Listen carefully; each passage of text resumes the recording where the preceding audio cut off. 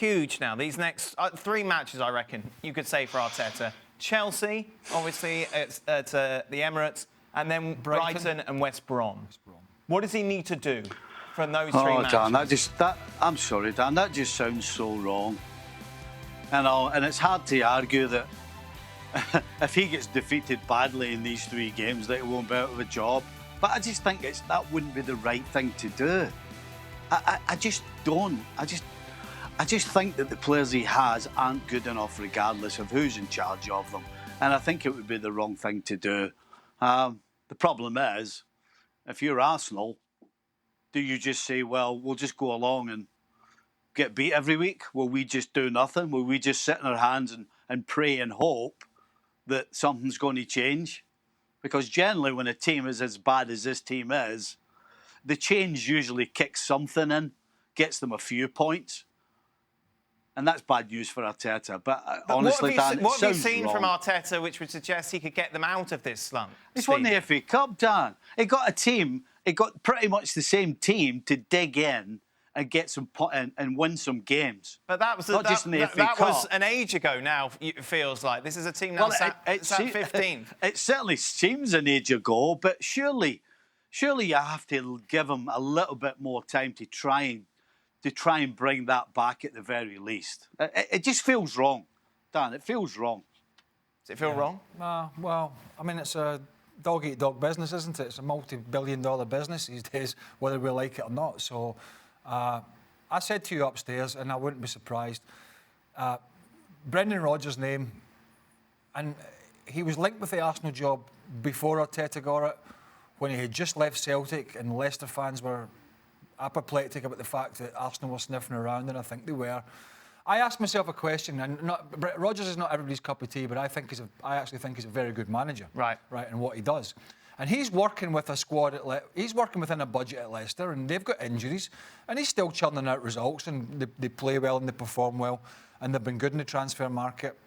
And I look at Rodgers as a manager with his experience from where he's been at Swansea and others, in Liverpool and Celtic and Leicester, and I look at that squad and I agree with Stevie that it's not the best squad, but would the Brendan Rodgers, with his experience and his type of football, get more out of that Arsenal side, and would they be looking further ahead down the road with a more positive mindset than where they are now? And I think the answer is yes. Right. I do think the answer is yes. And that's the problem there, that there are better managers out there that are capable of getting this bunch of players playing better. He's got the nous, he's got the experience, and that kind of job is not too big for him because he's been at big clubs. A heavy defeat at the weekend or a defeat against Chelsea, picking up no wins in the next 2 or 3 games, I think could see him out the door. It's too big a club to sit back and say, oh, everything will be okay, Arteta will come good and he'll get it right. It's too big a business these days. Stevie? It just sounds wrong. Stevie, you old sentimental fool. Why is it wrong for Arteta, but not others that have come in and gone? Listen, first of all, I don't disagree with one word Craig said. I don't. But the one thing I've got, and I keep saying it, is whilst you've got this bunch of players, and yes, Leicester are doing well, but I mean, you know, Aubameyang's having a shocker, so Arsenal are having a shocker. If Vardy was injured, you took Vardy out of that team, it could change quite a lot. But he's gone soft. I mean, he has gone soft. Gone soft. I know. What the hell's wrong with you, Nicol? It just feels wrong. It feels wrong. Oh, he's in a festive mood. He's sentimental. He's in a festive old mood.